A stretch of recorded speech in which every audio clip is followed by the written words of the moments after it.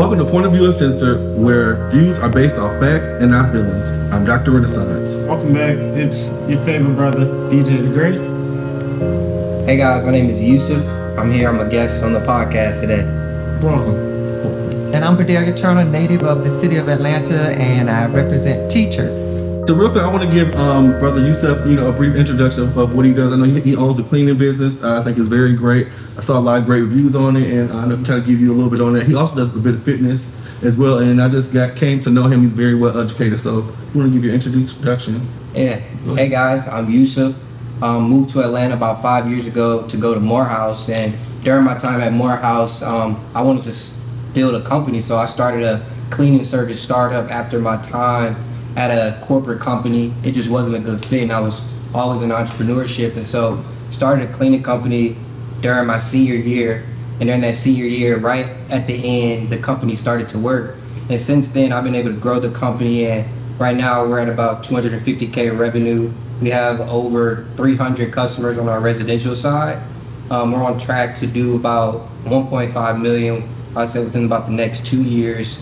And we also really focus on like vacation rental cleaning. So for Airbnbs, we're really building a company that focuses on that to pretty much make it easier for the host, because the cleaning is the most important part for them. So we really make their life easier by taking on and automating that cleaning side for them. And so that's a journey that I'm on, building that company, and I'm learning a lot about it. How old are you? I'm 23. 23. So wow. So 23 years old. In that type of capacity, like, how is that mentally? Because generally, us growing up, you don't really generally hear 23-year-olds, doing those type of capacities such as what you're doing.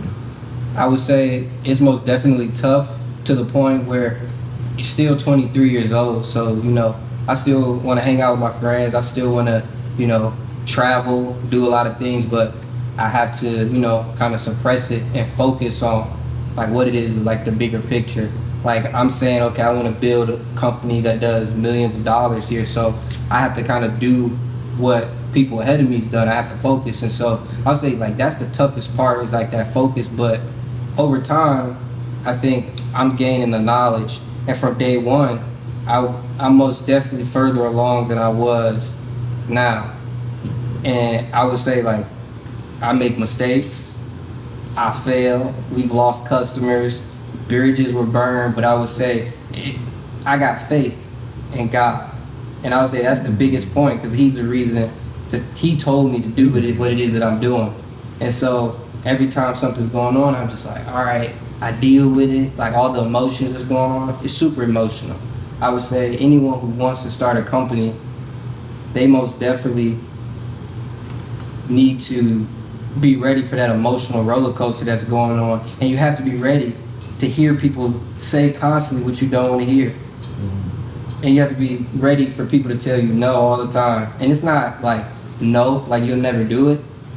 A mentor of mine likes to say it's KNOW. Like they don't know what it is that you're about to do yet. So it's not no as if it'll never happen. It's no, because we don't know what it is you're doing yet. So you can circle back to opportunities which have happened. And so I would say, if I had to tell someone what to do, I would say most definitely be ready for the toughness of it. I don't think a lot of people talk about that. Like it's super hard. Okay. Yeah. Great insight. And so we also have a beautiful young lady with us as well, Miss Verdaillia Turner. She's the president of the Atlanta Federation of Teachers, as well as the Georgia Federation of Teachers. And I'll just give you more insight. I'm sure she's done well more than just those roles. So you want to give your introduction? Okay, I'm Verdaillia Turner. I'm a native of the city of Atlanta, and I am not a young lady. On April 16th, I will be 67 years old. Yes. And but I don't feel like it. I taught school most of my life. My father wanted me to teach, and all of my family's from Georgia. I recently started my own little podcast, so to speak, and it's called Let's Talk. The reason that we did it to augment what we were doing with the teachers is because when we talk to the news, they have clips, and they won't go in there. Our next thing is we're going to start educating the public on how to read those billion-dollar budgets that school districts are in charge of, and who's getting the contracts to do what, so they'll know the power of their school board. Thank you. Thank you. Very well put. Well, glad you both were here. So I know before we got on, we were talking about Georgia politics and a lot of different things that's going on. And we talked a little about Yusuf, her seat, and how she got to 6th district to 7th district. And we're just seeing a lot of different things that's going on that people don't really know, or the regular public does not know. And so I want to just give you a brief time moment to give your take on what you were just discussing. Okay. Well, I remember Lucy McBath being asked before we did the redistricting, how do you continue to win in area where it's part Democrat, part Republican? And this was asked by a national teacher leader. I was listening. And Lucy said, it's because I stay on the issues and I know my neighbors and I know what they want. It has nothing to do with parties. But unfortunately, you have to run on a party for somebody to support you. But that's what was happening with in the McBath race. We were talking about the gubernatorial race also earlier, and the two folk who ran, of course, the governor Kemp and House Leader Stacey Abrams. We know that 73% of the Democrat vote come from people of color. That's the bedrock of the Democratic Party. So much can be taken for granted when folk know that they can just get your vote. But you got new folk coming into Georgia. You got folk like me leaving or dying out, so you got to replenish your troops. So what Stacey was able to represent was the black vote, the women vote, the gay vote, and then we started watching during the campaign black men being bashed for not supporting Stacey. And then we had a large number that came on out and supported Stacey. With the Kemp race, Kemp had his own hills and battles. And you notice that he had competition in the primary. A sitting governor had competition from his own party in the primary. You'd be asking why. But Stacey didn't have anybody running against him. And that's because I think as African American people, and I'm African American through and through, we have a tendency to say, okay, well, we got racism and economic inequities and all these things, so we're gonna put a black person in just because they're black. This particular governor had a person running against him, and that was pretty loaded with money. But he had to come from behind and still win, which, by the way, and the governor may not appreciate if he sees me on this saying this, but his father-in-law was a Democrat. And so, far as I'm concerned, sitting here today, I'm not Democrat or Republican. I used to be true blue Democrat, but now I think we as African Americans are gonna have to start leveraging our votes. We're gonna have to look at who's doing what for us and understand why they can get some things done and why they can't get some things done. So in this state, a lot of money came into my beloved Georgia. And I say that because I was born and raised here. And my family, didn't go back 7 generations now, just that far. And my family's from Wrightsville, same place Herschel Walker's from. One of you asked me some questions about that. I bring him up too. But I dare people from outside of the state, folk who used to go against outside money, foreign money, dark money coming in, the win votes, are doing the same thing now. See when they come down to that money, getting that money from anywhere, and so much money put in the media, and then they find people in the community, folk who are influential like yourselves, or some ministers, or some bishops, or some organizations, and people who are supposed to not be NAACPs. They have ways of paying folk off in both parties to get those votes out for them. Now, in the community that would be voting more so, I would say on the other side, the red side, you had flat out, when you look at that vote, you had more Caucasians vote Republican. You know that y'all know Vernon Jones. Vernon Jones went Republican. Kwanzaa Hall went Republican for different reasons though. And folks say, oh, that's bad. Not necessarily. It's according to what some of them were giving us messages. If you have to know why Kwanzaa was doing what he was doing and what had happened to him in that congressional race and et cetera, try to take course. But we learned that we have to look beyond what our preacher in the pulpit is telling us, or what some talking head is telling us, or what Reverend Sharpton may be telling us. No disrespect to Reverend Sharpton, I'm just saying. We have to start questioning, if we can get the information, what has this person done? What do they really stand for? Have we seen them industry, all of a sudden they rise. And why? Okay. When we looked at the voting bill, I know I asked some people who are close to us and one of the organizations I'm very close to, they're researchers, what is the problem with the voting bill? Because we really want to know. And they sent me back something that was from Fair Fight. I said, this Stacey Abrams group. Okay, I think when I went through Spelman and Atlanta University and West Georgia College, we learned how to do research. We want to know, we want to look at both sides, right? And then people were sold outside of the state. My cousins were telling us outside of the state why they had to help Georgia. They help Georgia do what? Have to help y'all out of the Confederacy. Excuse me? And so people were giving money, taking those phones and money. I'm sitting up there on a cruise with a Tony Evans group, that's a church group, and black folk found out I'm from Georgia, saying, let me go here and give some money to Georgia. I said, for what? My nephew in Washington, I got to give some money to Georgia. My cousin in New York to Georgia. My cousin in New York, Georgia. What? My cousin in Michigan. And that's when we found out that the Blue Park was soliciting money from all over for Georgia. Why? Because this is the home of Martin Luther King Jr. The church that our Senator Raphael Warnock pastors is Ebenezer. Now he ain't Martin Luther King, but folk going to see the church. Hello. Okay? No disrespect to Raphael Warnock, just telling you how it works in marketing. Right. By the way, some of these folk have PACs of their own. You can do a whole lot of different things with PACs.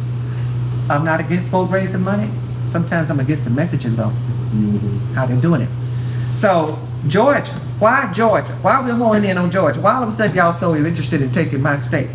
Because Georgia has 13 electoral votes. I thought it was 16. Oh, do we have 16 now? Yeah, I thought it was We 16. might, somebody check it on Google. That even make us even hotter. It was 16. That make us even hotter. So now, It was 14 and 2. all right, look it up right quick for us. But it's a whole lot. That means we're the top, what, 10%? You need the state to win what? To win the nation. There you go. Win that presidential election.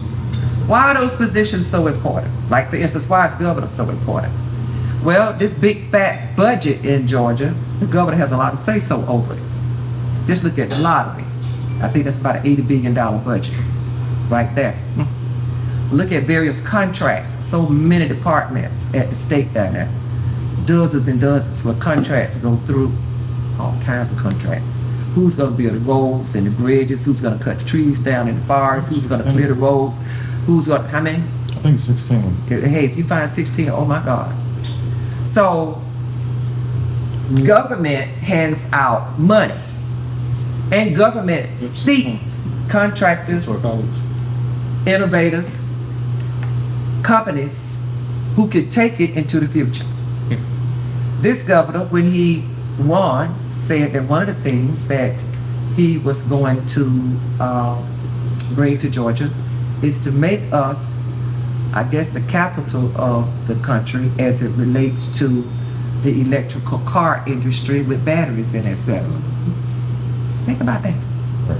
That business now ain't no gas business. Those electrical cars are here to stay. So he's going to look for it. People are going to bid for, I can do it, my industry can do it. And the state is going to augment with money. That's what the federal government does. That's what states do. They're going to help you do what? Bring the economy up. That's what they did with the blueberry farmers and all. Government is the biggest business around. So you want your man or woman in there that's going to control the money. Not just the money, but where are they going to put the money? Where is the future? Is it good to have these industries? Or is it better for the environment or not good for the environment? Huh? That kind of thing. How much emissions is given off by those plants versus those cars? What happened to rail? How come we're not developing that? You'd be surprised about the politics in that. Even in the city of Atlanta, who gets those concrete contracts? Well, there's only one or two folk now. Like when that bridge burned down up there, 85, Oh yeah. Look at the man who got it. Usually get a whole lot of other contracts. All right, Kasim. But the deal is, Kasim was financed to get into office. So you start looking at their finances. Follow the money. Follow the money. Follow that money. So, just for me being younger, especially not being from Atlanta, like since like you were being like brought up, like when was it that you started to really understand like what was going on in the city? When my own union kicked my behind. What? If you could tell. With my own union kicked my behind. See, I was brought up to believe in altruistic this and heavenly the other and follow my leaders and the black cause and all of that. I worked at City Hall when Maynard Jackson, God bless his resting soul, was mayor. Don't say nothing against Maynard, y'all, because I'm gonna have a problem with you. But anyway, we were always conscious. And my cousin is sitting over here. Our parents were conscious. Our parents were to help. They cleaned up houses, and then we would see them 5 days or 6 days later. Some of them were brought up on farms and etc. And they would talk about the politics of how they had to survive and get along and what white folk controlled. The white man, that's what they would call it. Mm-hmm. They were glad to see an Alan Clay Powell, and they were glad to see a Sammy Davis on TV, and they would run when they saw, Lena Horne on TV, that kind of thing. But they brought us up to have a conscience for the church, our people, our neighborhoods, and they knew they were glad to get the right to vote and what power that was. That's how we learn. And things began to develop. When Dr. King was killed, I didn't go see his body, but I stood there on a hill where that new Ebenezer church is. It was a big red hill. And we stood there and we looked right over that way when he passed through that day. So our parents would talk about leaders and people. My mother really loved Jimmy Carter. She said, that's a good man, that's a Christian man, that kind of thing. So we developed that kind of consciousness. And believe it or not, our teachers, and this wasn't critical race theory, taught us why we need to, as African American people, learn, pay attention, be attentive, obey. And that's what we did. And so as we went on to college, and I happened to go to Spelman and did a lot of studies over at Morehouse under the late Robert Brisbane, which also was a professor of Dr. King, not that old, but he taught. They taught us political theory. Dr. Moreland over at Spelman, thank God for those HBCUs, how the world operated. Some things that we'll never learn when we go to West Point, or we'll go to Yale, or we'll go to Harvard. I thank God for those HBCUs. Because we learned a history that I had not learned when I went to Bass High School. I think I was more crippled there in an integrated school. My mama and daddy didn't own Atlanta Journal-Constitution or have any stock in it. Or they weren't sitting at the table at General Motors and this is how the deals, this is what we're gonna look for, this is how the revenue, this is how the budget go. We weren't brought up like that, but we were brought up with that consciousness. So we learned as we went, and we started everything. And you're saying Robert, he was one of the ones who really educated you guys on like what was going on. Robert Brisbane. Yeah, Robert Brisbane. Dr. Robert Brisbane, yes. Okay. So he would say, boys and girls, let me tell you, Dr. King was an average student. He was always quiet. He was like a C student. And when he was a very good, very, very good orator, and Dr. King now was no dummy. Mm-hmm. Okay, I really do think that Dr. King loved God. I'm gonna say Jesus, some folks will say that. But when Dr. King was a young man that President Nixon of the NAACP in Birmingham at the time, and Ralph David Abernathy said, let's get this young man right here because he can bring young folk. Young folk got energy and dreams. And they let him speak because they knew they were going to do that boycott. And my God, the paper and all took off. They had a plan. NAACP had a plan. And it took off. Negro leader, that's what was new Negro leader. So who was the old Negro leader and who elected Dr. King? We're glad we have Dr. King. But at the same time, you had a rise in Malcolm X. That was the antithesis of a Dr. King that was up north. And then you had Stokely Carmichael and them come along. We want black power. Huh? And they were tearing up stuff if they had to. And they were meeting the world with violence. We're gonna be violent if you're gonna be violent. But not only that, Malcolm X was very shrewd. Yeah, y'all know the story of Malcolm X, and the Muslims were very well organized and disciplined. And they taught him how to organize. And they taught him more so the discipline of looking out for your community versus being assimilated. So when you got those two men together, they were together at first, then you needed a Dr. King in front of America because Malcolm X had a following. Y'all saw the movie, Denzel Washington and all were in it. Malcolm X was just that powerful and more. So we need now Black America in the face of the Vietnam War, supposedly a moralistic war, supposed to have been. Why did we fight Vietnam? Still trying to one. But anyway, we need Dr. King now to counter some of that stuff that these other leaders are doing, mainly up north. That's what we needed. That's what the nation needed. What do you think we need currently, if we need anything? We need some. We got people out there right now. Like I said, like we talk about Tamika Mallory. I know she's the main focal point that people talk about. Who else? What's the other guy on social media? How do you White look guy. at The white guy that goes and he highlights a lot of stuff on Instagram. He black, but he looks white. Oh man. Jeez. He got beat up or something. Man, he has such a common name. Yeah, I forgot his name. I cannot think of that man's name. With the glasses. Low cut. He looks like what you think Malcolm X would look like. Yeah. I can't think of his name. How do you compare leaders of today versus leaders in the civil rights time, or like real grassroots Black empowerment? We have some. We have some. I was just at the DeWitt Proctor conference last night, and that's my first introduction to them. They've been around 20 years. And when I saw those ministers and leaders in their community who worked with the Reverend Barber in North Carolina, those who have worked with the Church of God in Christ, the bishops there. I'm not necessarily the bishop, I don't know if he was there or not. But these people are working in their community. Some of them have renamed street gangs to be ground community people. They have invited them in their churches. They've given them jobs. They've listened to them. These learned professors and men of God have done extensive study on the psychology of racism and what it has done to shape our communities and our thinking. And they are understanding young people and giving them jobs and helping them understand themselves, helping Black women understand how beautiful they really are, women with melanin in their skin, and the job that America has done on us as to why we, sisters, I ain't against no sister for doing this now, I'm just saying, I'm not. Y'all see my hair straight.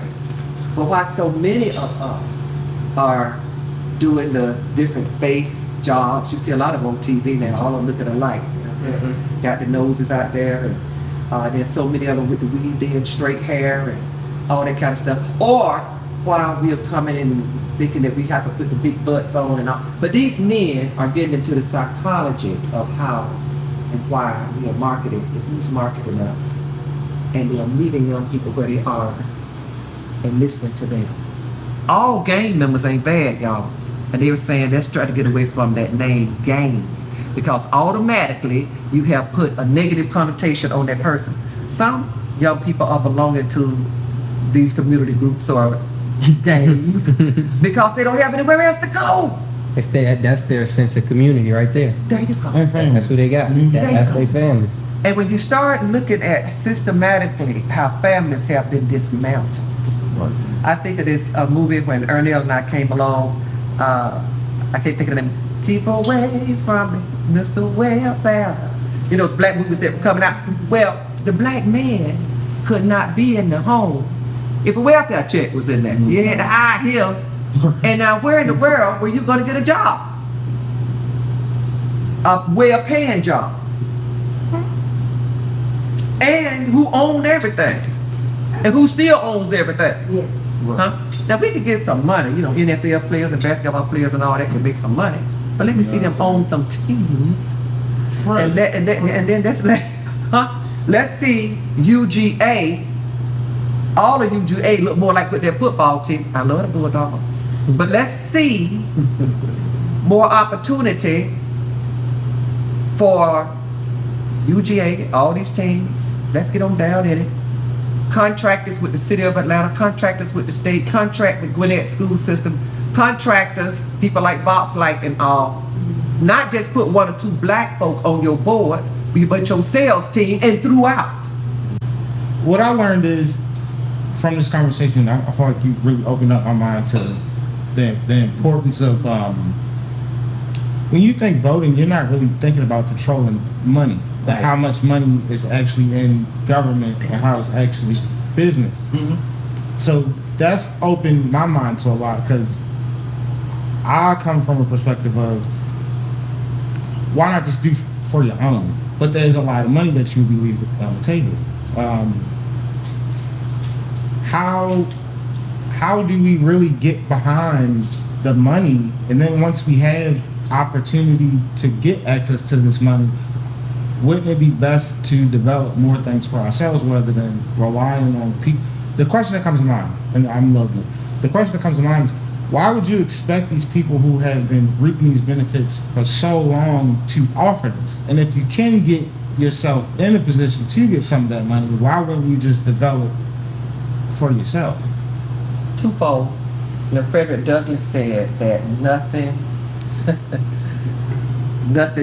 it's a demand. Nothing comes to us without us taking it. I'm trying to get the quote. You have to demand it. You demand it, okay? That's one way. Another way is to utilize the laws that are already there to make sure that you're getting your piece of the pie. Like, for instance, the federal government, 5% of all the contracts are supposed to go to minority people. Right now, did you know in the state of Georgia, there's a bill to redefine what minority is? Right. Oh, yeah. And we're working to try and defeat that thing right now. Minority don't have to do it tough. They said nothing about women, though. Remember when affirmative action was out, white women were double minorities. Right. And that kind of thing. But, so you use what's in your hand. But you also take advantage of the fact that, thank God, that democracy works on some level. Georgia is becoming browner. So therefore, you got a person like a Governor Kemp who understands that too. Are you going to be mad at it for that? Or are you going to do business with it? Right. As opposed to a person who looks like us saying, I don't need you. No. Now, I don't care what level that's on, be it racial, financial, or what. How in the world are you going to run for my governor and tell a teacher leader, I don't need you. I got people in high places of the EMT. This is Stacey. That's what Stacey said to me in front of Rita Scott of CWA, in front of Charles Johnson of the AFT in the political department, and he did a report. I don't know where it is now. They may have burned it. I don't know. And I better not die funny. I always say that. So you better not die I for it? better not die funny. And 2 of her aides. Now, Ava Mabel told me she was going to do that to me when I went in there. Representative Ava Mabel. She said, let me tell you how she's been doing us. That's what? I didn't know that. But when it came our time to die in education, others like former Representative Keith Hurd, Keith, I'm going to call your name, and some others had told us how she acted toward them as she was leader. Like what? They said, we'd never go into a governor's office by ourselves.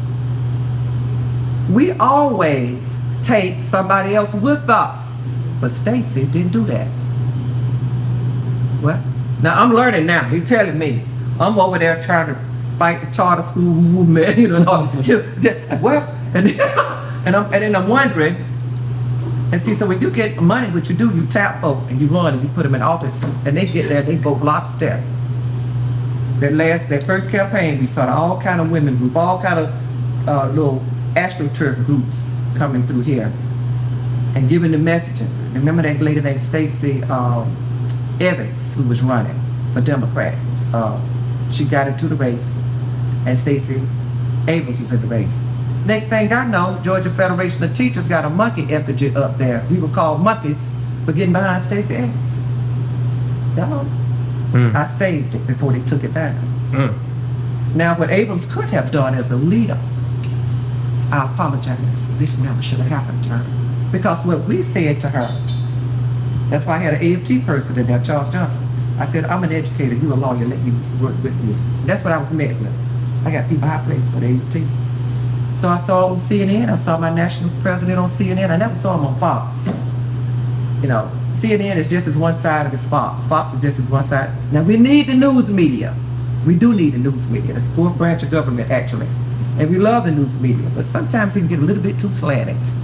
Just coming from like my generation's perspective, me myself, you know, being a black male, when it comes to voting, I think that I wasn't as well educated, not only from just, you know, my family not going to college and maybe them not taking voting as serious, but I have friends who, you know, their parents, they were educated on why voting was important, but it's always like, oh, well, you need to vote. Oh, you need to vote. Exactly. But it's never that, well, like, people genuinely don't understand, like, well, why am I gonna vote?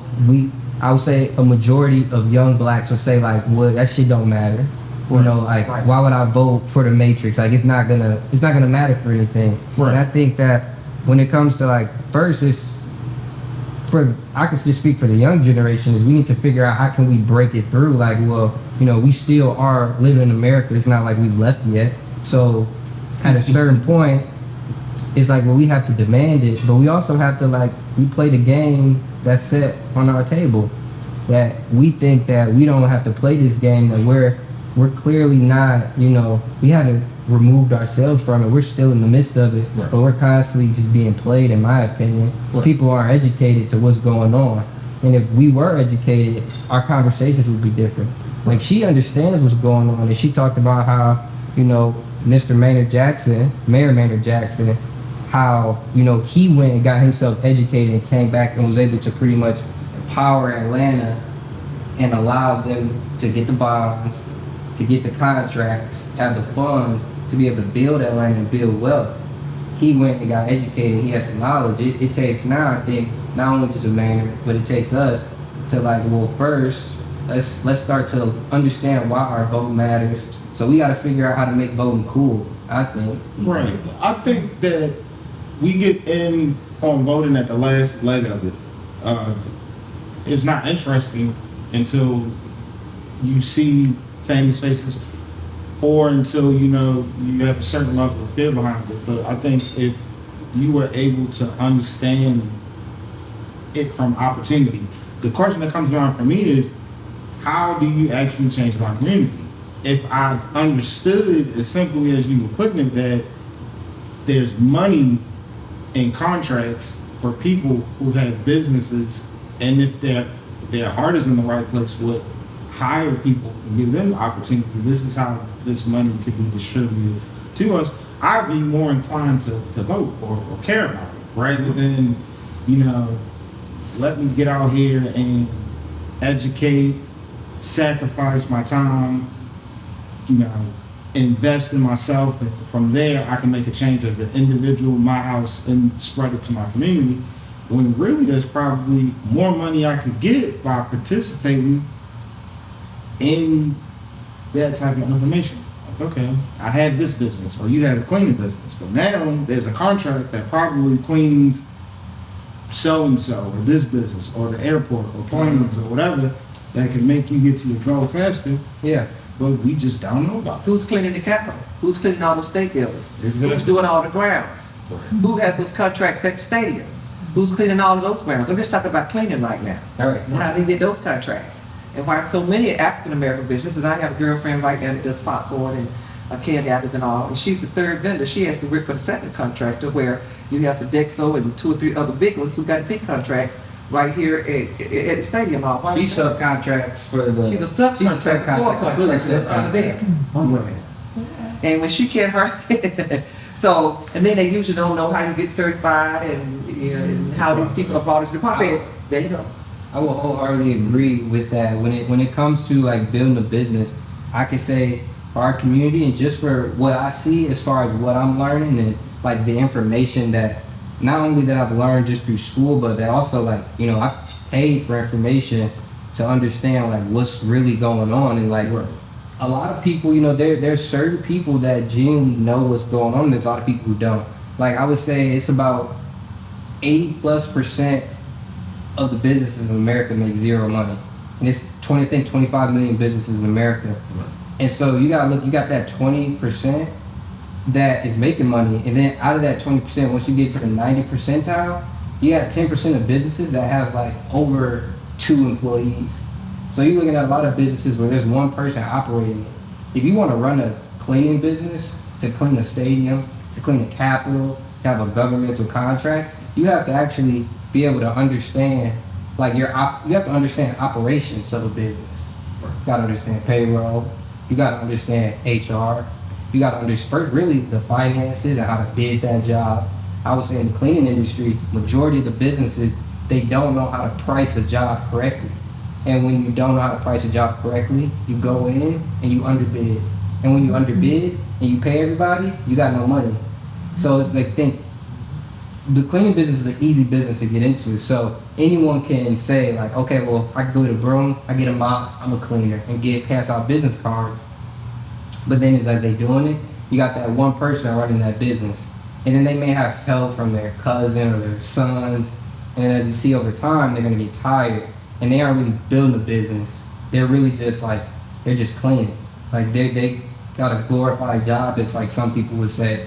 And I would say in my community, there's not many people who could tell me what it is that I need to do. So it's like I have to reach other places for this information. And sometimes it costs. Now there is a lot of people also in our community, but it's very slim, who actually know like what the fuck is going on. But they're not gonna mess with you if you fucking around. Like they're not, like some of these people that I meet is that they're serious, you know, their time is important, so they aren't going to, if I'm coming to them and they see that I don't have my structure right, they're not gonna wanna sit and talk with me because I don't know what's going on yet. Right. And so it takes, you know, blacks in America to make these changes as far as even business, is just to really get educated on the basics. And I know a lot of people, they don't like, they say like entrepreneurs, if you want to be an entrepreneur, you don't need to go to school. I would say I personally have a different approach to that. I think that we should go to school because you have to be able to understand structure and discipline. Either you can learn that in school, maybe the military. I haven't been in the military, but I've been to school. And I was able to most definitely at Morehouse go through the minutia of that school and the roadblocks that they put in front of you, which is the roadblocks they're gonna put in life. But if you're just in life, you get to fail. You're gonna, like, you fail. When you fail, it can mean death, it can mean jail, it can mean so many different things, but like in college, it can mean the same things, but it's like your severity level isn't that high. So by your severity level not being that high, you can make mistakes and then wake up and go to class.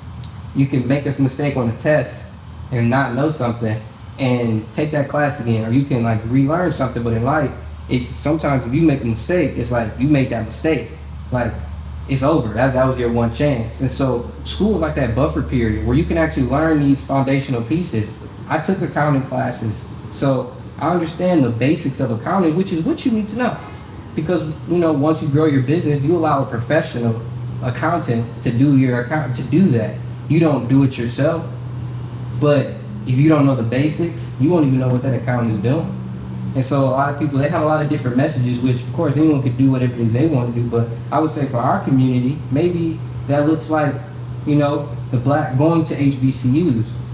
And I have a whole nother thing about HBCUs, specifically mine, where, you know, we need to change our curriculum and gear it more towards actually, like, I consider like just making the beats, like making these leaders that we have. Like these leaders, there's so many leaders from Morehouse, financial space. Let's talk about Paul Judge, who's building Greenwood, a black bank. I would say Paul Judge most definitely is getting a lot more recognition now for what he's doing, but Paul Judge isn't a young guy. Paul Judge is most definitely, he's up there. Paul Judge, most definitely, he's had startups throughout college. There's a doctorate degree from Georgia Tech. He started several companies. He owns one of the He's one of the founders of a very large cybersecurity company. Who knows what Dr. Judge is genuinely doing? Let's look at Rayshawn Williams, who's one of my professors, who's I would say a very, very extensive investor. He was the first investors in Ring, Doorbell, Uber, Lyft, Zen Waters. He was the investors for a lot of these companies. And, you know, luckily he's come back to teach us. And I would say him teaching us that class is where I started to find out the basics of what it is that I need to know to build my companies, because I just reverse engineer what these other large companies did. But having him talk to me, talk to my other brothers in that class and tell us like, hey, this is what they don't want you to know, right? But this wasn't a lecture. Like, this was a class that was it was snuck onto the schedule. If you didn't know who Professor Williams was, you wouldn't know about this class. And that at Morehouse, they didn't promote these things. I would say at the school, it's most definitely dudes in there just lollygagging, drifting away through the school. And like, I mean, it's really not a game, because it's warfare out here. You know, as everything that she's mentioning is like, it's war. And you see who's on the losing side. It's majority of us, and her just talking about the school districts and that warfare and how they're changing laws to where this person can stay in office forever, but we don't know that, right? And it's a school district, and what is the school district doing? It's teaching our children, so they can probably do whatever it is they want because they have their buddy in the office, but we don't know that, right? And so when it comes to our education, and I think I can only speak for Morehouse and the schools that I went to. I can't speak for other schools. I don't know what they're doing. I didn't go there, but I know most definitely at my school, you know, over time it's going to get better with professors like Professor Williams coming back and devoting his time, his important time to us and teaching us these things. But it allows us, these powerhouses that I could say Morehouse has built, to come back and to really give us the game, really understand what's going on in this world. You know, people like Miss Turner, think if you were a professor teaching us what's really going on. The people who actually want to get into politics, but a lot of people say they want to do a lot of things, right? But they're playing. They don't know what they're doing, you know? Like, I'm sure people thought for a moment I was playing when I wanted to start, you know, my company. And I mean, for a while, there were people who didn't believe, you know, what it is that I was doing. But I believe, like I said, God told me to do what it is that I'm doing. And I'm still not at a level where I want to be, but I would say I'm on the way. And I'm able to meet people who are on the way, and I would say there's a good pool of people who are playing. And it's like we have to wake our community up.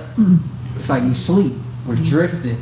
And it could be from a lot of things that they say. It could be from the water we're drinking, from the food that we're eating. It's like this conversation can go down the rabbit hole. Education is not just done in schools. It's done with experience.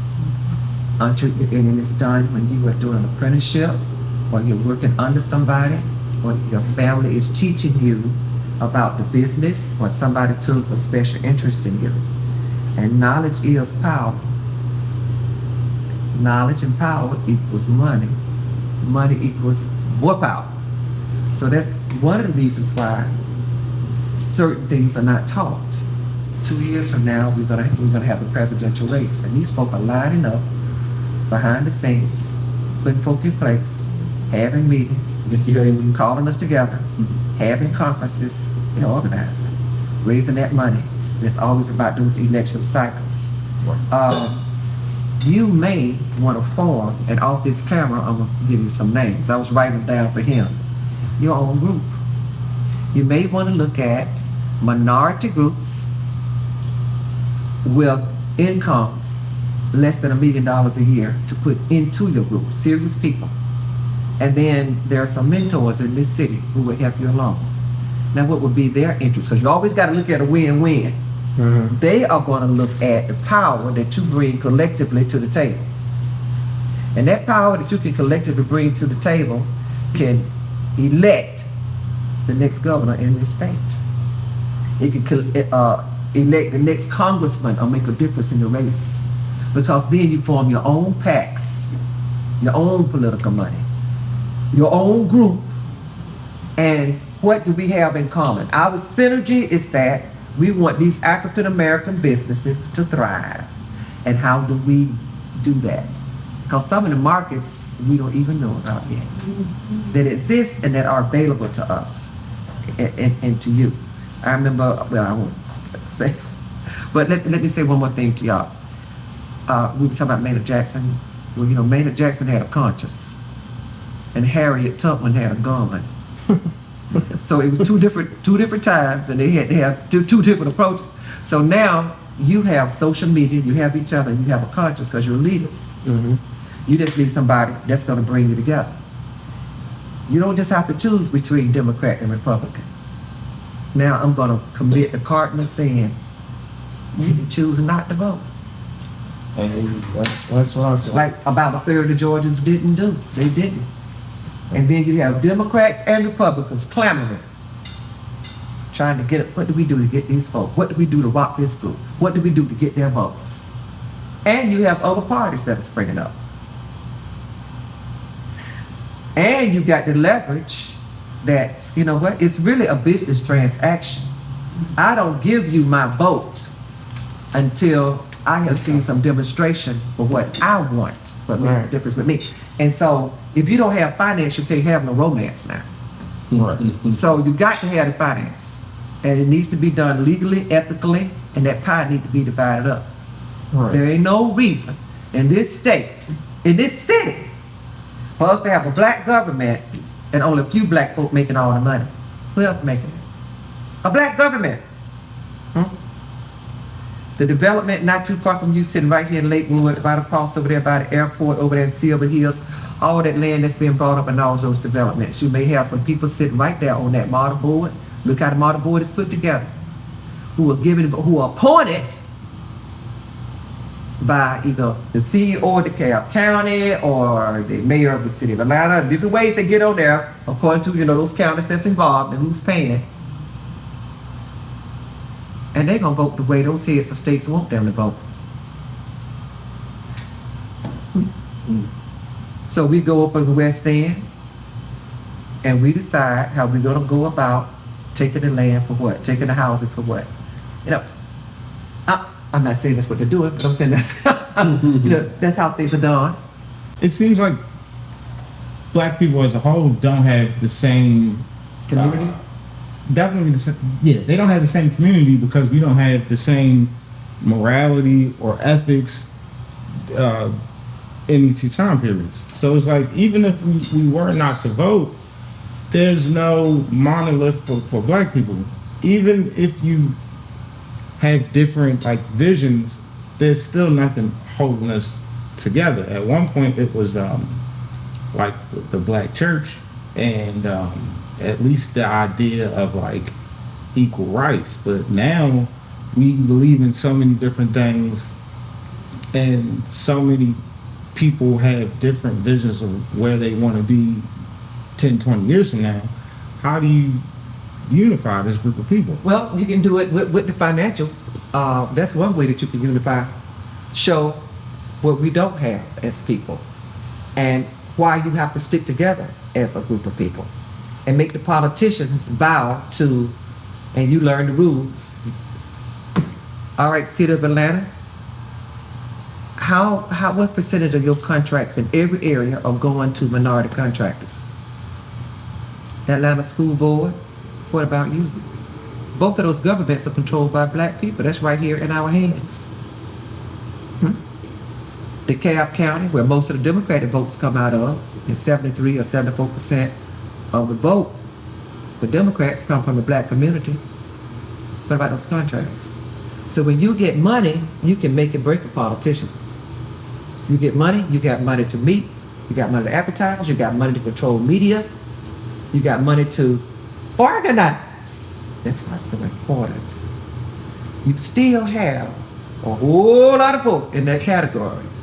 Now, we're not talking about people who may not see it that way. I'm not angry with them. And in the words of Robert Brisbane, and I was a young lady then, 18, 19, 20, he said, by the time you all get 50 or 60, you're going to have many of you sitting right here in this room who are totally assimilated.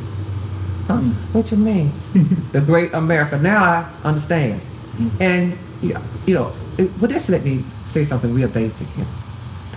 When you look at vital statistics, especially among African American men lead in this country.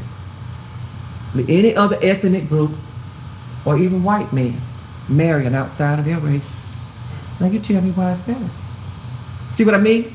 Now the basis of you got to take care of this body, right? The next most important step you can make in life, to me, this is to me, is who you gonna serve, who is your God. But the next then is who you gonna marry. That's who you lay on the pillow with. Huh? That's who you exchange your body fluids with. That's who you bring your money home to. Well, Verdaillia, are you against that? No, I'm just giving you something to think about. So before we could even take care of our own community, I don't think we knew what integration was. Or, we're quick to open our doors and our arms to everybody else. But is the Jewish community that quick with us? Is the Latino community, which we don't even speak, most of us don't speak Spanish. I know hablo español. Are they that quick? Certainly not the white community. When I became the president of Atlanta Federation of Teachers, I was told by my very mentors in the AFT, you have to put some white folk on your board. I said, we're not doing anything to keep white folk off. Exactly. But when it was all white, they weren't doing anything to put us on either. Exactly. I'm not against integration. But if you don't take care of home first, you're going to always take a step one forward and two backwards. Now, if all of us could become bi and triracial right now, maybe we wouldn't have this problem. Then we would have the problem that other countries have, dividing up the wealth still. So you find your community when you decide centrally, this is what I believe in, this is what I want. And as young, educated, healthy, gifted African American men, you already have everything it takes. Y'all know how to pull folk together on Twitter and Instagram and all of that. I almost said twerk. But you can bring your community together, you can start organizing. Now I just sat here and gave him 3 names, and when we're off the camera, I'm gonna hook you up. You want to organize your African American women and men who have businesses, who can come together alike and start demanding, contracts. You can demand it because you said, well, I can fairly bid with the city of Atlanta and with the state government. Get that low-hanging fruit first. That's a very good start, and then you'll be on your way. Politicians will start coming to you. They're very docile during election time. They almost become like women on the street. I know I'm being rude and crude. Okay? That's usually the way, when it's election time, they just as humble. Some of them won't talk to you because they don't have to. I don't even have to pay you attention because you don't have anything anyway. I hate. But as long as it's according where they're positioned. But you got a lot of leverage. Organize yourselves, know what you want, and y'all come together and you work for it. Just like they did maybe in Athens, Georgia. African Americans they got a round table down there. It's almost like a star chamber, and they rock it and roll it. Now some of them are divided now. Michael Thurman and all those folk, Keith Hurd and all those folk, all of them came out. I can know more than one names. I'll give it to them. They did, and you can do the same thing right here in Lakewood. You can do it in Cascade, and you bring them together. So these 3 men who I know personally are ethical. They got thriving businesses. And they brought other black men to the table at the State House, can help you organize what you want to organize. Turn it over to you. But they're going to help you thrive. That's what we got to have. When you, I just read something where they talk about, they just found evidence that the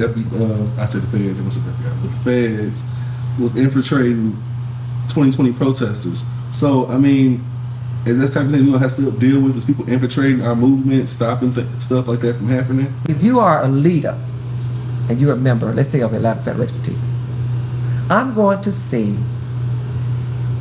if you can recruit anybody at your school, we ain't looking for the money.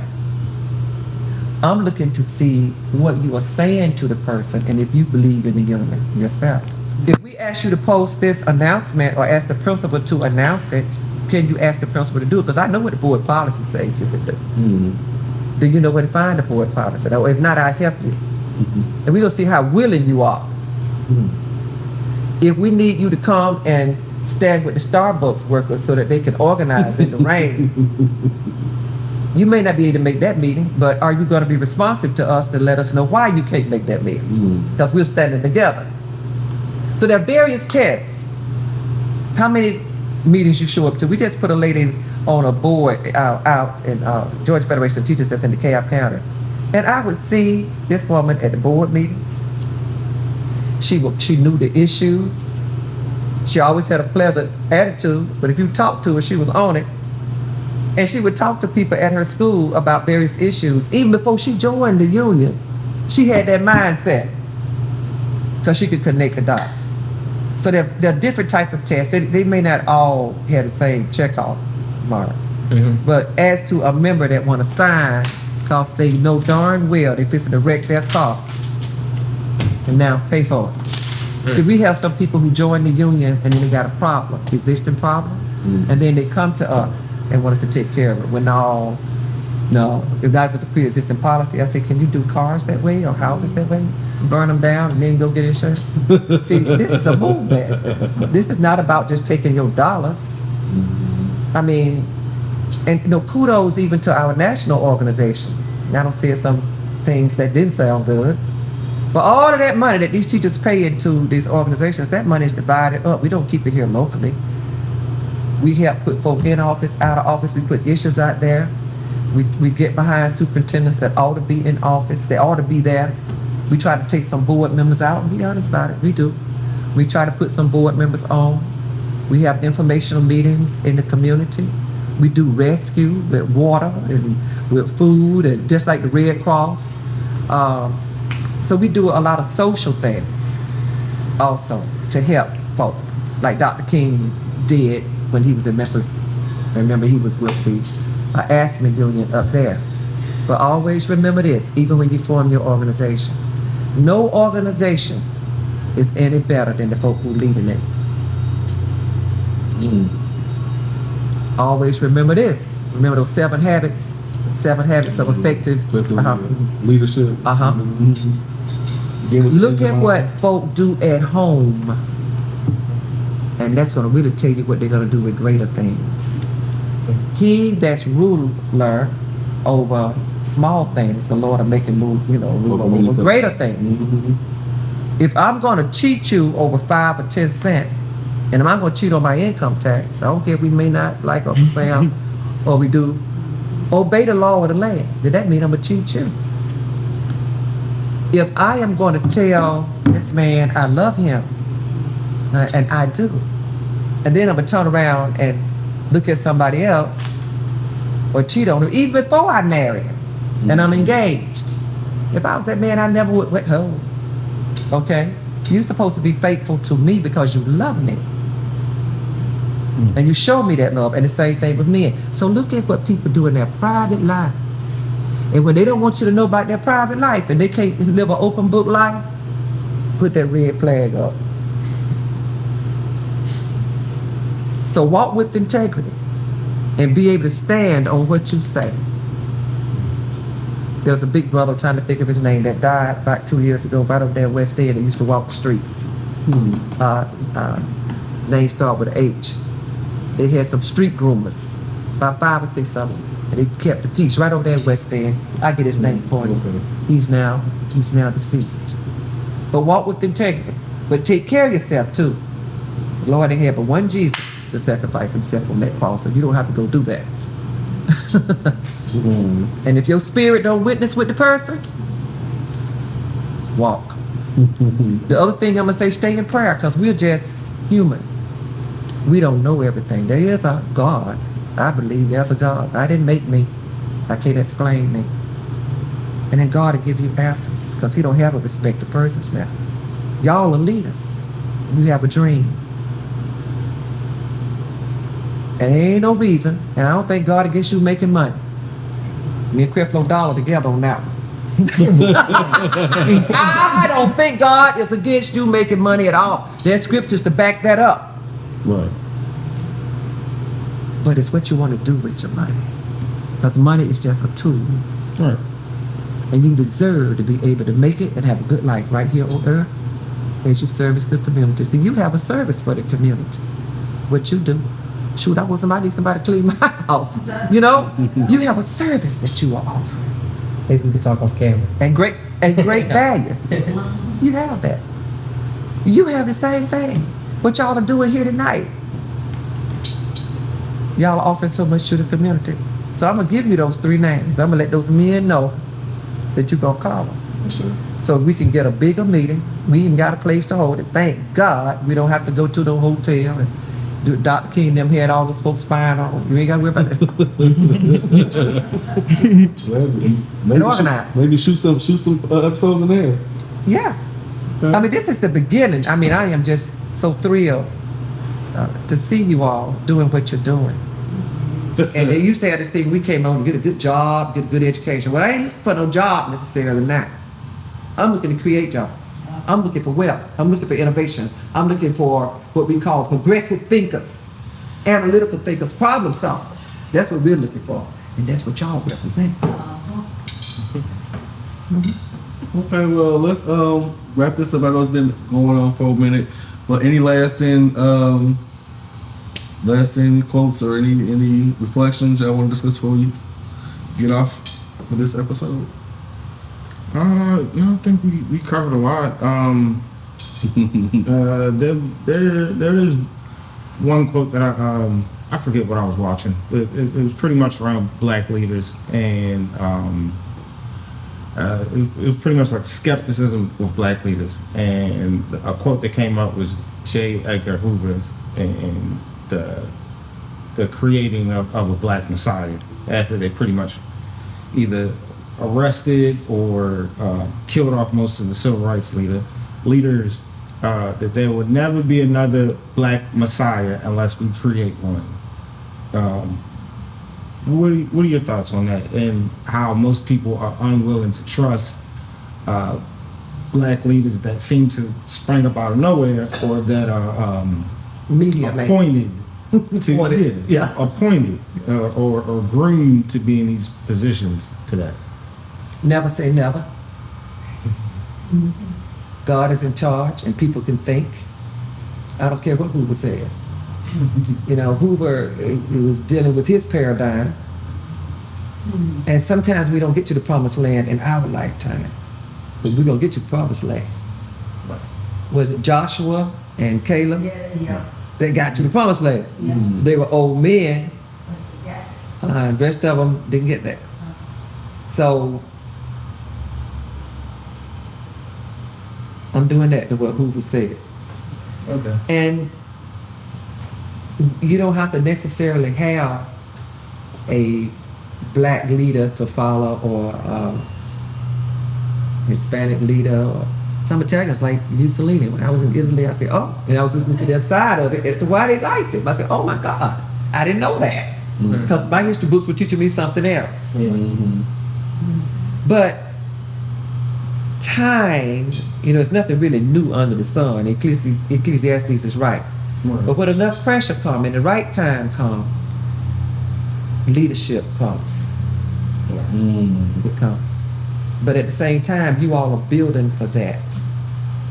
I think that we're getting to a point where, like right now, we may not see the change, but it's not about like there's not going to be a dramatic change unless, like, you know, something catastrophic happens and make that change come about. It's about it's considered like a flywheel. Every leader that we've had so far is like they pushed it one little bit. They moved like to the next stop. There's gonna be another leader, and another leader, and another leader, and eventually that flywheel is gonna break and it's gonna start spinning. And that's maybe that's the heaven that we are envisioning, is the world that we live in. Maybe that's the world where it's peace and love, is when each leader slowly keeps pushing that flywheel to get to the next level. Like right now, is everything that we're going through is the flywheel being pushed to the next stop, in my opinion. Dr. King did his push, Malcolm X did his push, she did her push, and she's still here pushing. You know, she didn't finish her push, and now it's like we're doing our push, having these conversations, and you know, soon it's gonna be more and more leaders who like get it really to that next level. And then we're gonna go through another heap of problems. It's always gonna be the problems, but like she said, they're looking for problem solvers, and we're always gonna deal with the problem. But it's like, well, how can we? Like really, let's come up with a solution. It's like a test, you know. It makes me think two things. One, when you talk about leaders, it means that they're taking you to a certain place. And then you brought up a point of something catastrophic. With everything that's going on right now in the country, if we get to a point of breaking or a point of no return with the way that things look financially, with so many different divides across the board, with the clash of different groups of people, different ideologies, does that push us away and into our own thing? Is that the best solution? Removing us from the system that looks like it can't be fixed from the inside. Well, you know, the Roman Empire took 500 years for it to become powerful. And it was in its heyday for 500 years. And then it took 500 years to decline. The United States is only 200 and some years old. Don't mean it has to be here next year. Kingdoms, governments come and go. Mm-hmm. We don't know what it's going to look like. But it doesn't have to be the United States, that it could be something totally different. But what do we want it to be? So folk who, and this isn't just me, folk who won't abide by the Constitution, folk who don't respect we the people, or we believe that all men are created equal. I don't care if a white man did write it, if he didn't believe it, or if he didn't see you as a man. We know you are. Mm-hmm. All right? I got problems with them. I believe that the United States is an indirect democracy, but I believe that we should have honest people of integrity. They can't tell everything, of course. They can't tell every secret as to why they do certain things. But I don't know of another country that I would fight for. I mean, I just don't. I don't have that kind of information. I happen to think that I'm living in the best country now. I am not going to ever support, I don't care who it is, to try to topple my government, to try to take it down. I don't care if it's a Republican they tried to topple, a Democrat they tried to topple. I don't care if it's a heterosexual, homosexual, I don't care what it is. But if you are trying to topple my government, I got a problem with you. And I think all of us have a problem with it. Well, I think a lot of people may not look at it that way. Like a lot of people may not understand how grateful we are just living in America. Mm-hmm. I guess because of the problems that we are dealing with in America, with the government, or just with our leaders in America today. And we focus on that, though. We focus on that, but we don't focus on like the grander picture. Mm-hmm. That, you know, we could be other places, and they say, oh, maybe we need to move and go other places where there's other issues that we'll be dealing with. Like no matter where we go, we're going to be dealing with an issue of the same sort. You know, it's not going to be unless it's heaven. Well, people who say they need to move and go other places, let them move and go other places. By the very fact that they try to shut you up. See, some of the great things about this country, we can say we have some limited freedoms. You know, all freedoms are limited. But we wouldn't be able to assemble here tonight in some countries. You wouldn't have the opportunity for a cleaning business. You wouldn't have the opportunity to think as deep about politics. And I know we're limited in terms of what we know. And we're only dealing with what we know. But in terms of the United States of America, I don't want to see it go away no time soon. We want to make it a better democracy. We're working for a more perfect union. And we can work in harmony and we can work in peace. Now, That goes all the way back to what's in your heart, who you really are. And it's gonna show now how you live your life.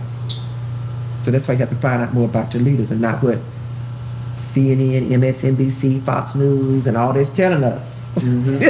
All those freaking talking heads at night. Doggone. When you go to a hotel or you're on your TV and you turn it on, I got 100 channels talking about the news. It ain't that much news. It's nothing but a saga, and they making commercials out of it. And stay tuned. I can't never get a full news story like I did with Huntley Brinkley. Okay, we need the fourth branch of government. We need the press. Might need to start our own, Frederick Douglass, but just to answer the question, America, make it great again. Excuse me, what that mean? What that mean?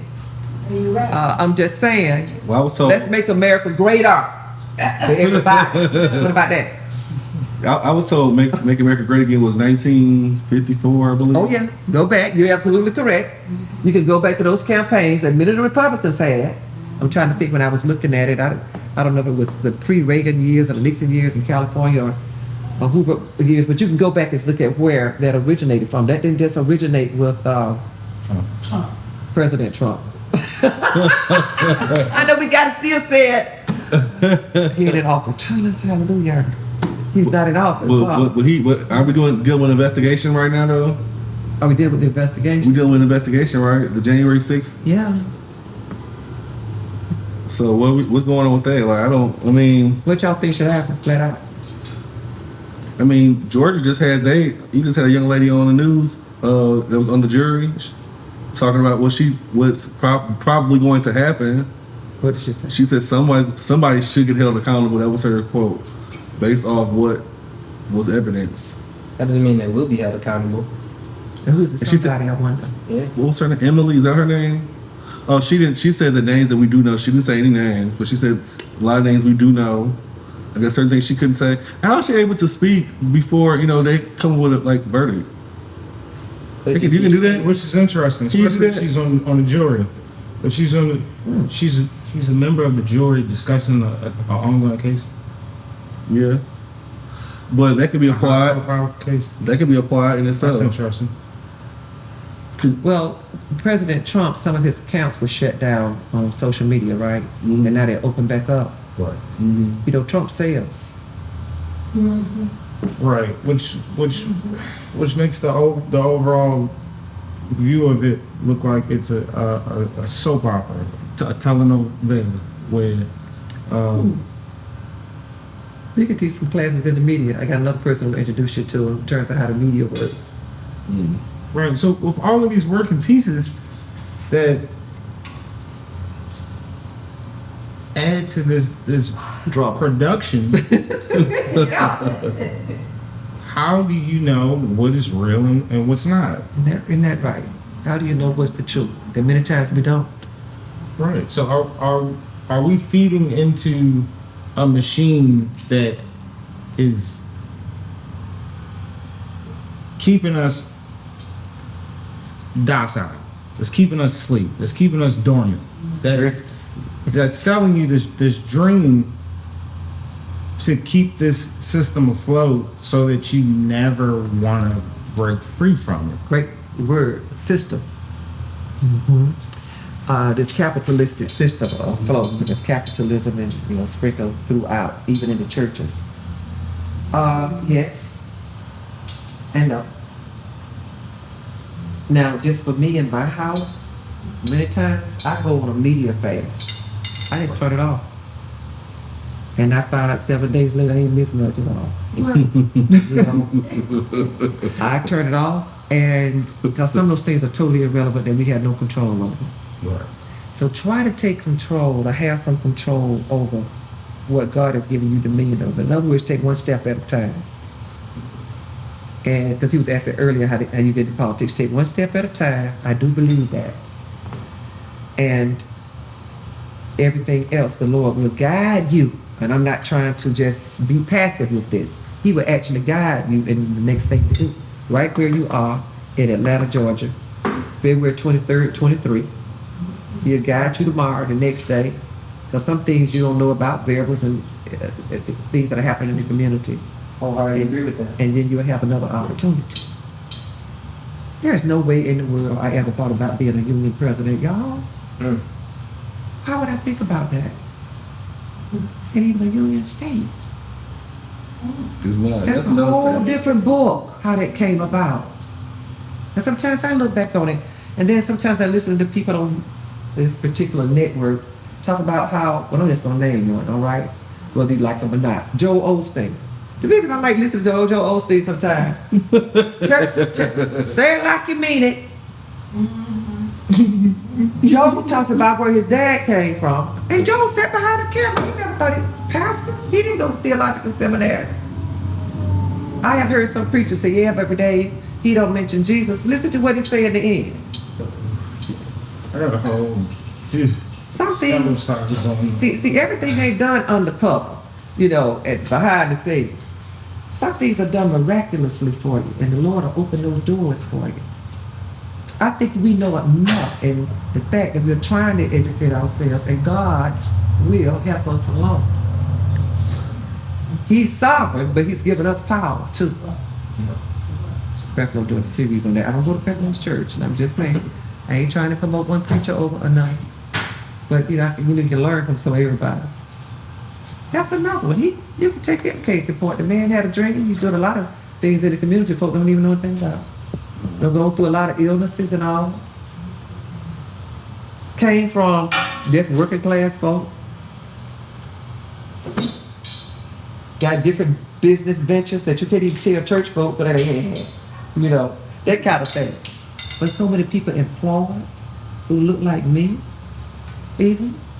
And I think he has an adopted son, it's a white boy, so you can't say that it's all about black folk. I'm just saying. So, cash your buckets down where you are. Y'all know who said that? What does that mean? Booker T. Washington. What does that mean? That means right where you are, every resource that you have and that you can call upon, utilize it. Mm. Okay? So, this young man is a member of my union. Well, we got a lot of members. How did I meet him? We were over there passing out membership packs. Mm-hmm. And that was back August, I think, or something. And he said, I want you to come on the show. And then I started looking at it.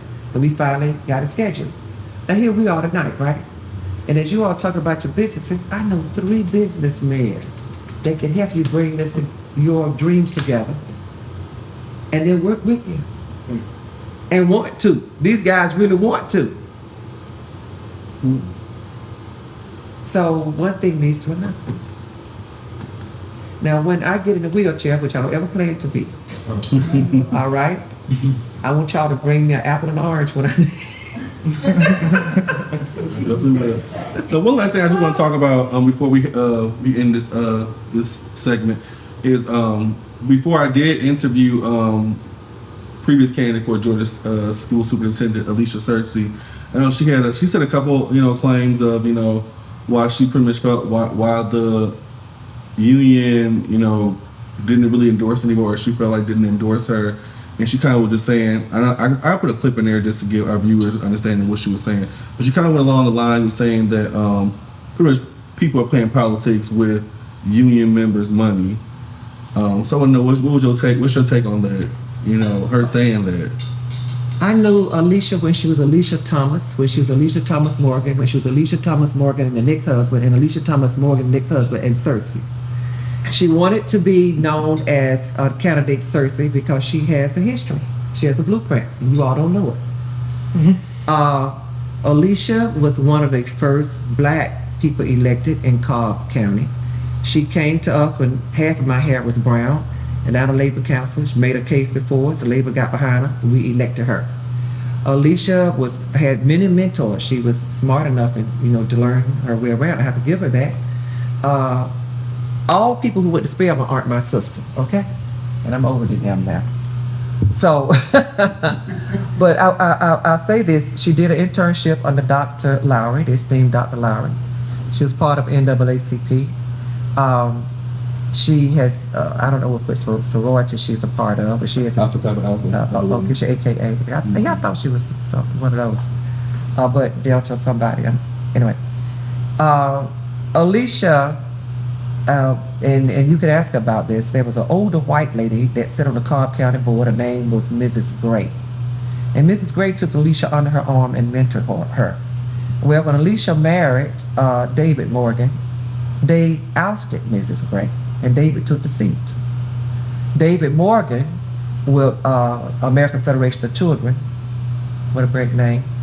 Some of that money that Betsy DeVos Foundation and all, got together with other organizations too, like Better Options of Our Kids, Caesar Mitchell's brother and all. Some of them didn't even know what they were promoting. And they actually bought that stuff about charter schools. Well, the American Federation of Teachers was one of the first groups out there embracing charter schools, but not company charter schools. Not charter schools that can segregate and take your money off the top and don't have to be held as accountable to the standards that other schools have to be, okay? Because you notice those charter schools don't want those kids who can't feed themselves and hold their heads up and all that kind of thing. They don't want that. They don't want those real behavior problems. A lot of them skim right off the top.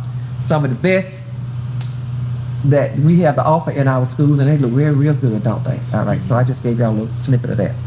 But Alicia started running for state school superintendent, and we saw the groups who she had wedded herself to. We saw a group like Black Association of Elected Officials, and we saw the money behind that group, where they would look at talented African Americans and they would tap them to run for office, write books for them, make them stars. And where that money was coming from, they could take these folks and put them out into the African American community, and they look real good. So when Alicia came before Labor to be endorsed, and Charlie Fleming at the time, he just retired as AFL-CIO president, he was Central Labor Council president, conducted the meeting. Mary Lou Romaine, she just retired, she used to be president of the Atlanta Federation of Teachers, and she was with UAW and all these people. She sat there and said, you all, and I'm sitting here looking at her, just are want to remain status quo. Well, I didn't know that was the mantra, that was the word that they were being told to tell in order to push this charter school amendment. Now, I can give you Betsy DeVos' speeches. And when we were fighting the Opportunity School District, I got a PhD in Betsy DeVos, and who she was and what she did and what kind of business she was making out of these darn schools. I mean, we can give it to you, what she's saying. We had it on our website. We took it around the state. Alicia, running for state school superintendent, she smiles. She's a pretty girl. She's very polite. Okay? But Alicia is not an educator. And Alicia was supporting Alicia. And Alicia was wedded to some of the very people who we were fighting in terms of what real education is, evidence-based research education. I don't give a doggone after she lost, and we helped to lose, because Valerie Wilson, look at who Valerie Wilson is. Valerie Wilson is an esteemed woman of integrity. She's head of the Georgia School Board Association right now as executive director.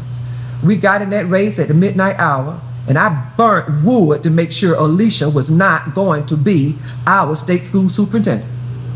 I remember when we were fighting some of those amendments down at the State House, she told folk, and then I got the calls back, just like I got the call about the comedian that had me on, and thank you, comedian. But Alicia said, oh, so you're going to be a loser, just like Verdaillia Turner. When they called me up, I started laughing. I said, excuse me? All right.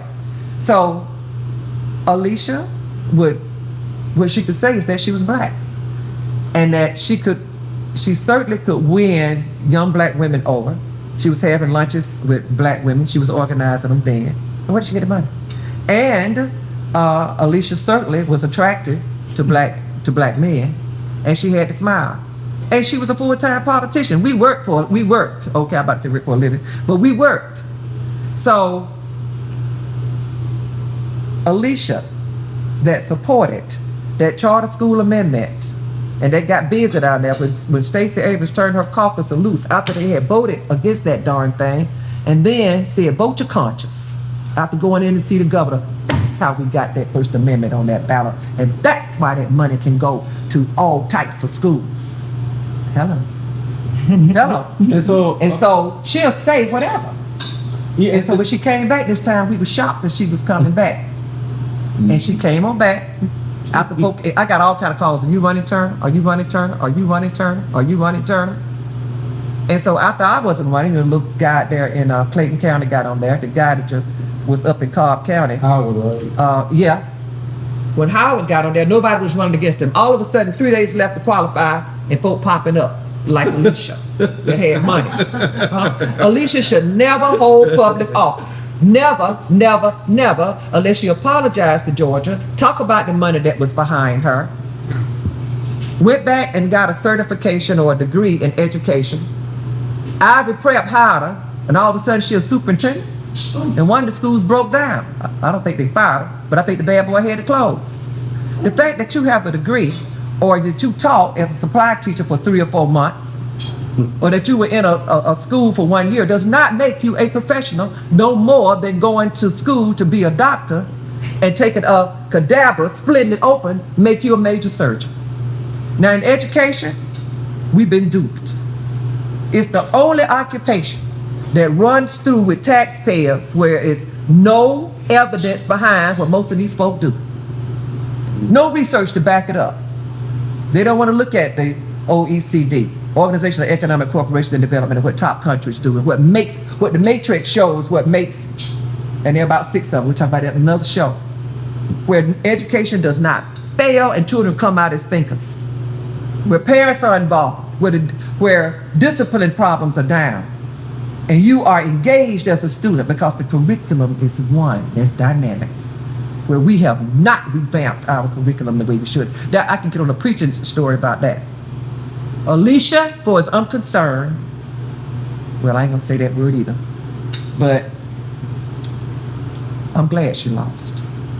She should have lost. Now she can reinvent herself the same way Saul of Tarsus did and became Paul, if she wants to.